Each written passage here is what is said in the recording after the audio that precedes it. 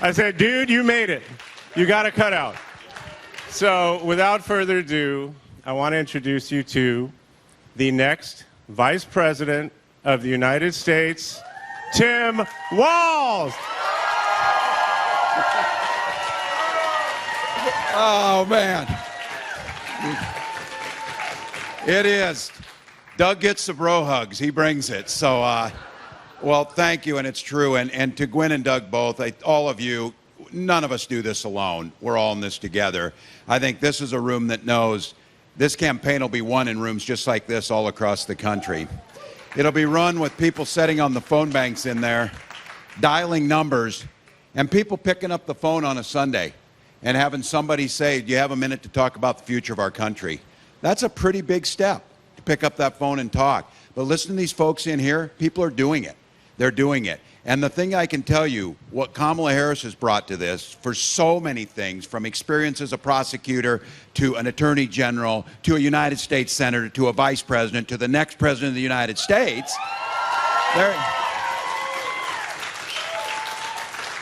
there's that resume, which is out without question.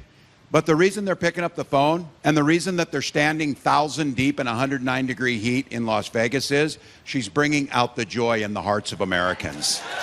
She's bringing out the kindness that ties us together, the decency, the vision of a better tomorrow. And each of these volunteers and the people who put it on, they all said it. They said it is so much better to be for something rather than against something. To be for the future, not going back.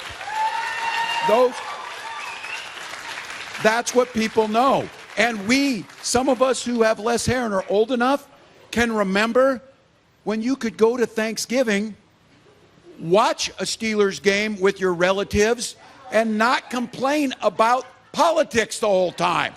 Not be on each other's neck. Because you shared a commitment to democracy, a commitment to personal freedoms, a commitment to public education, a commitment to infrastructure. We don't call each other names. We don't do it. And we don't use the least fortunate amongst us as punchlines for our jokes because they're our neighbors. They're our neighbors. And so you're getting an opportunity to see the best side of America. And for the young people here, they maybe haven't seen a campaign like this because of COVID, because of things that's happening. This is a chance to bring out that joy, turn the page, and look to the future. This idea of going forward. So, Doug is right. He told you. My kids were backstage in awe. He didn't tell you they were probably in awe because they could not believe that I got through that thing and through that speech, that was amazing to them. But I'll tell you what. They have felt part of this family because they can feel the decency radiating off these people. They can see the commitment. They know that children matter. They know that family matters. They know that individuals matter. And this leader knows that it's not any of government's business to be in your health care decisions. Those are your decisions. And this is a leader who celebrates love in all forms that it comes by, that we love each other. And for the young people, you hear somebody talking about this, we have the right to send our children to school to be free from being shot dead in their classrooms. That's what it is. And this as a nation can ensure clean water, clean air, and a bright future for our children. So I have to tell you, we got 79 days, and you'll hear me say this. Doug's going to correct me on this. I say, that's easy. We can sleep when we're dead. Doug said we can sleep on November 6th after this election is over, so you may be right. But look, coming into football country and being an old football coach, there's an old saying, you don't hope you're going to win, you prepare to win. And you give it the best you've got. And you know when that game's over, you want to know you left it all on the field. And that's all we're asking. Let's leave it all on the field. Let's get this thing done because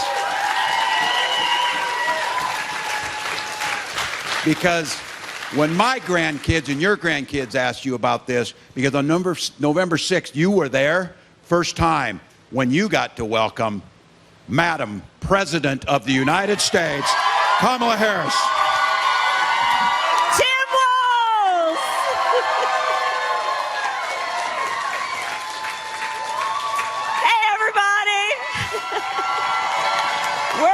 back. And we're going to keep coming back. And we're going to keep coming back. I want to thank everybody. I want to start with Tim Walz. Isn't he fantastic? I like to call him Coach Walz. You know, he's done so much for our country, and he's going to make an extraordinary Vice President of the United States. Gwen, I mean, girl, you just killed it. I'm telling you. I mean, you know, there's something, I don't know, my first grade teacher, Mrs. Frances Wilson, attended my law school graduation. I just love teachers. I think anyone who decides to become a teacher, it's one of the greatest gifts that one has that they give. And I thank you, Gwen, for doing all that you have done. Thank you. And my husband is Doug. You are doing so much, and you've been traveling all over our country, and I want to thank you. And you are going to yet again make history as the first gentleman of the United States of America. There are a lot of incredible leaders here. I want to just for a moment mention my friend Bob Casey. We have got to send him back to the United States Senate. For the time that I was in the United States Senate and worked with Bob, I'm going to tell you something. You know, we would have these meetings where all of the Democratic senators would get together for lunch. No cameras in the room. Bob, almost every time, was one of the ones who would stand up in that room with all the other senators from around the country, talking about the working people of Pennsylvania and why we needed to have you in our mind when we were thinking about national policy every single day. That's who Bob Casey is. Let's send him back to the United States Senate. Chris DeLuzio, we want to thank you. What he is doing in the halls of Congress, again, I mean, you sent some fighters to D.C., Pennsylvania. You sent some fighters to D.C. Your next Attorney General, DePasquale, where are you? I've done that work. I know what it requires, and you're going to be outstanding. So you've got a lot of work, Pennsylvania, on your shoulders right now that you're carrying, and you who are here volunteering to do this work. And we're going to get it done. And Malcolm Kenyatta knows exactly what I'm talking about. I see him almost every time I come into the state. So I want to just address you all right now as the volunteers. You know, Tim said it. This campaign for us is really born out of love of country. We all here, we love our country. And we know our country is going to be as strong as our willingness to fight for it and to fight for what we stand for. You know, when you know what you stand for, you know what to fight for. When you stand for working people, you fight for working people. When you stand for freedom, whether it be to make decisions about your own body or love who you love, you fight for those things. When you believe in ending child poverty, you fight for that. When you believe in what we need to do to lift up the middle class, you fight for the middle class. These are the things we stand for, and these, therefore, are the things we fight for. And that's what our election is about. Our election is about understanding the importance of this beautiful country of ours in terms of what we stand for around the globe as a democracy. As a democracy, we know there's a duality to the nature of democracy. On the one hand, incredible strength when it is intact. What it does for its people to protect and defend their rights, their liberty, and their freedom. Incredibly strong and incredibly fragile.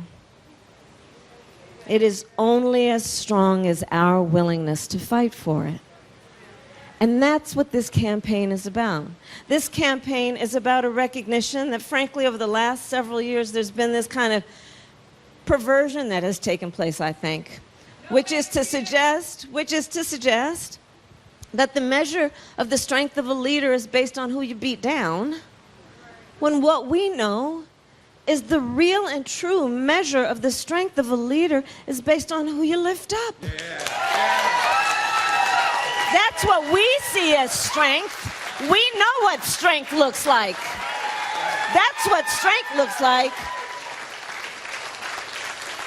Anybody who's about beating down other people is a coward.